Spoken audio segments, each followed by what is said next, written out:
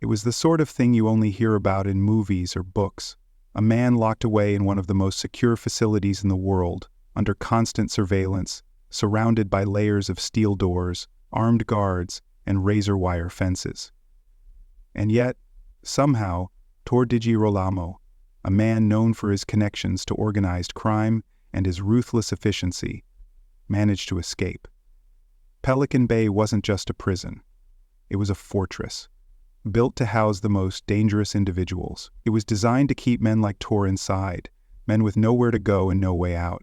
Yet on that day, when guards went to check his cell during the routine morning count, they found nothing but an empty bed.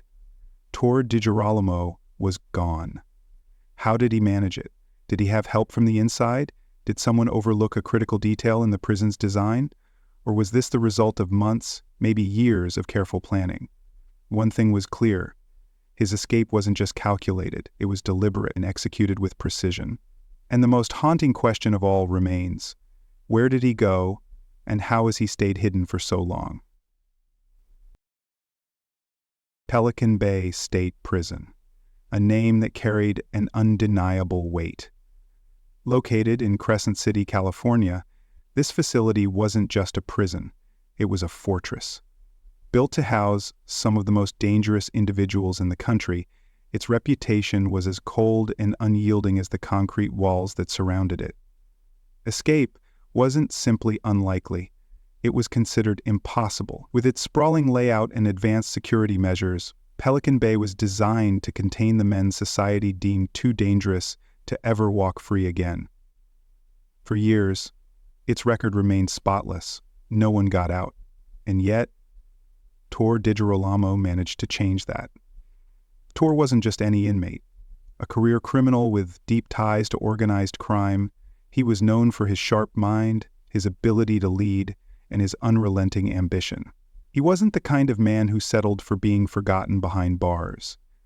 Serving a life sentence for multiple violent offenses, Tor had earned a reputation, both inside and outside of prison walls, as someone not to be underestimated.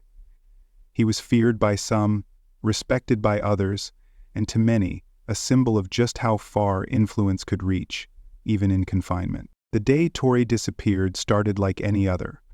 Guards made their rounds, checking cells and ensuring everything was as it should be.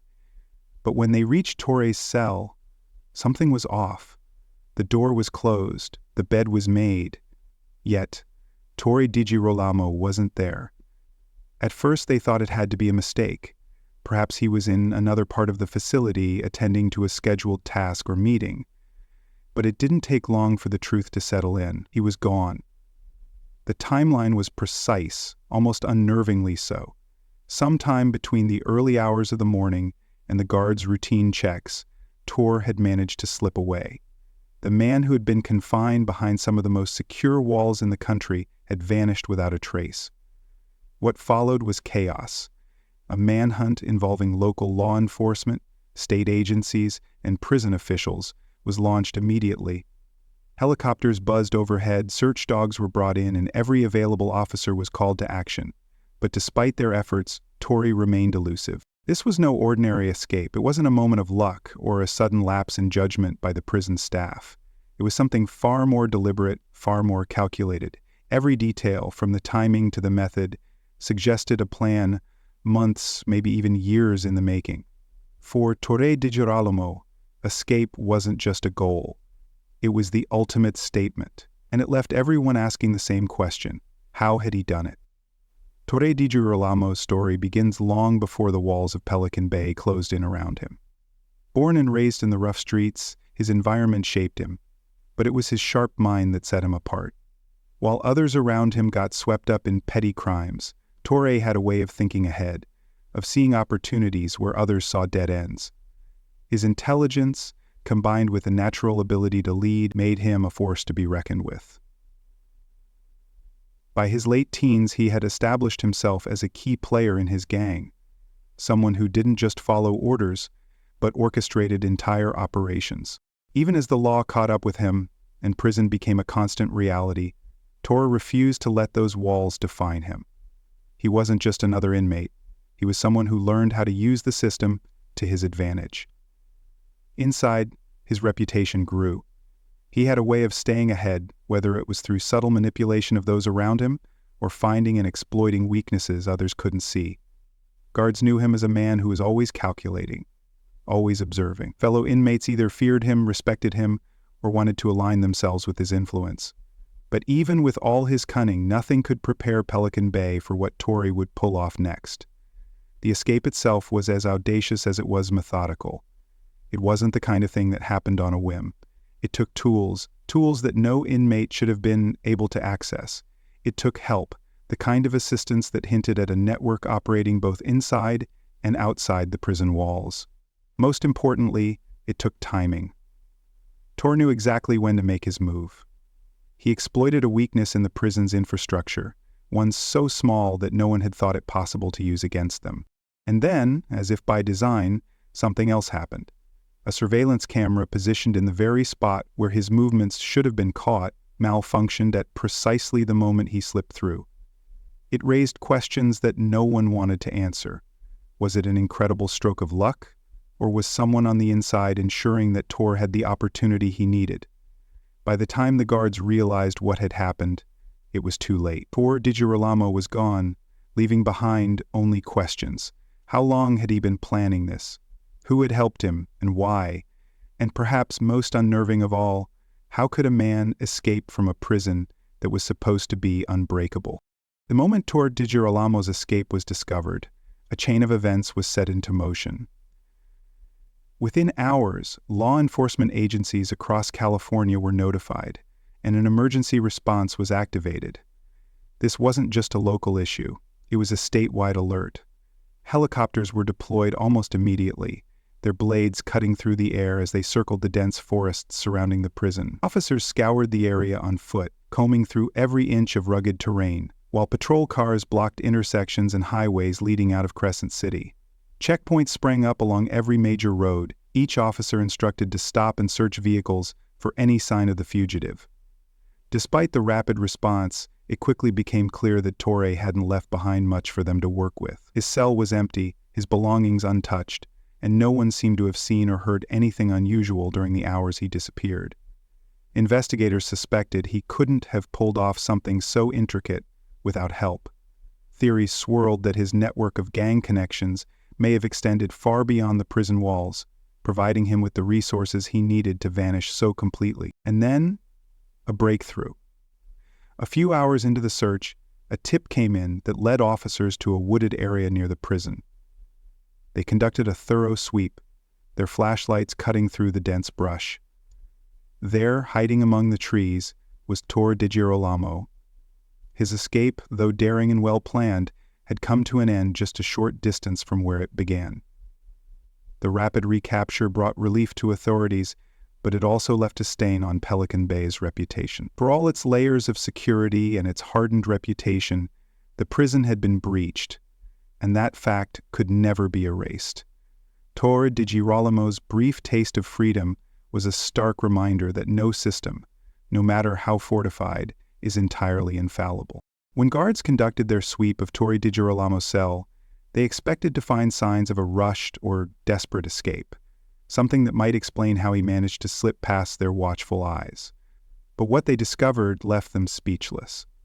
Hidden in the most unassuming places were traces of a plan that had clearly been in the works for an extended period of time, cleverly concealed from even the most thorough inspections. Notes and markings that suggested Tor had been studying the routines of the guards, the layout of the facility, and the blind spots in the security system. This wasn't the work of a man who acted on impulse. This was the culmination of careful, methodical planning, perhaps months, maybe even years in the making. Then came another revelation. As investigators dug deeper, they uncovered something that took the case in an entirely new direction. Prison records revealed a phone call placed just days before the escape, one that had been routed to an untraceable number. What was said on that call remains unknown, but its timing, so close to the breakout, couldn't be ignored. Was this the moment when Torrey coordinated the final steps of his plan? And who exactly was on the other end of the line? As authorities pieced together the evidence, more questions began to emerge. Did Tor orchestrate his escape entirely on his own, relying on nothing but his own resourcefulness and determination? Or was this part of something much larger, a network operating in the shadows, providing him with the resources and connections he needed to pull off what so many had deemed impossible? Was this breach of Pelican Bay's security an isolated incident, or was it a symptom of vulnerabilities no one wanted to admit were there? And then there's the question that haunts investigators to this day. How could a man under constant surveillance, surrounded by layers of steel and concrete, manage to outsmart the very system designed to keep him inside? The answers, if they exist, remain as elusive as Tor himself. And why does everybody on the prison staff get access to the wrong kind of prison foods? Pelican Bay State Prison was a place where the idea of escape seemed absurd. Every detail of its design, every protocol, every layer of security was built with one goal in mind: to make sure that no one could ever break free. For years, that goal was achieved. Not a single inmate had managed to find a way out. And then, Tor DiGirolamo came along. In a prison designed to be impenetrable, Tor found the one flaw, and he exploited it. It wasn't just luck. It wasn't a moment of opportunity that he stumbled upon. This was something else entirely. Something deliberate. Something calculated. The kind of plan that could only be carried out by someone who had studied every inch of the facility, every movement of the guards, and every gap in the system. It wasn't just an escape. It was a message. When the news of Torre's disappearance broke, it sent a wave of shock through the prison and beyond. The tension was immediate, and the stakes couldn't have been higher. Officers scrambled to piece together what had happened. They checked every camera feed, every door, every lock. And yet, for hours, they found nothing. No clear sign of how he had done it, and no clue as to where he had gone. But then the pace shifted. The urgency of the initial search gave way to something slower, something more methodical. Investigators began to reflect on what they were dealing with. This wasn't just an ordinary inmate who had slipped through the cracks. This was Tor DiGirolamo, a man known for his intelligence, his influence, and his ability to stay ahead of everyone around him. And that realization raised more questions than it answered. What did it take for someone like Tor to pull this off? Who might have helped him, both inside and outside the prison? And how had the system, designed to be foolproof, failed so completely? As the hours turned into days, the investigation became as much about reflection as it was about action. Every decision, every assumption, every step in the process was scrutinized. And through it all, one truth remained clear. Tor DiGirolamo had managed to do what no one else had done before. He had escaped the inescapable. And whether his freedom lasted hours or years, the impact of what he had done would be felt for a long time to come. As we unravel the details of Tor DiGirolamo's daring escape, one question lingers above all others. Could it have been prevented? Was there a moment, a decision, or a missed detail that allowed him to slip through the cracks? Or was this inevitable, a flaw waiting to be exploited by someone determined enough to find it? Imagine being in charge of this investigation. With the weight of the prison's reputation on your shoulders, and the pressure to deliver answers mounting by the minute, where would you begin? Would you focus on the guards who might have been too distracted to notice something was wrong? Would you start with the security systems that failed at just the right or wrong moment? Or would you look beyond the walls entirely, digging into the possibility of outside help? This case raises so many questions, not just about Tor's escape, but about the system itself. If Pelican Bay, a fortress designed to be impenetrable, could be breached, what does that say about the vulnerabilities in even the most secure facilities? And what about the aftermath? Were changes made to ensure this could never happen again? Or is the system still as fragile as it appeared that day? We'd love to hear your thoughts. If you were the one trying to piece together how Tor managed to pull this off, what would your first step be? What's your theory? Share it in the comments below.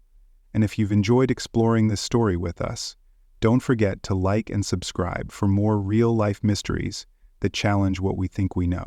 Tor DiGirolamo's escape from Pelican Bay remains one of the most daring incidents in the history of the prison. For a few hours, he managed to outsmart a facility that had been designed to keep men like him inside, men who were considered too dangerous, too clever, to ever be allowed a second chance at freedom. And yet, he found one. Though his taste of freedom was brief, it left a mark that could not be ignored. His ability to exploit weaknesses in a system built to be impenetrable forced authorities to confront an uncomfortable truth. No matter how fortified a structure may be, no matter how many safeguards are in place, there is always the possibility of failure.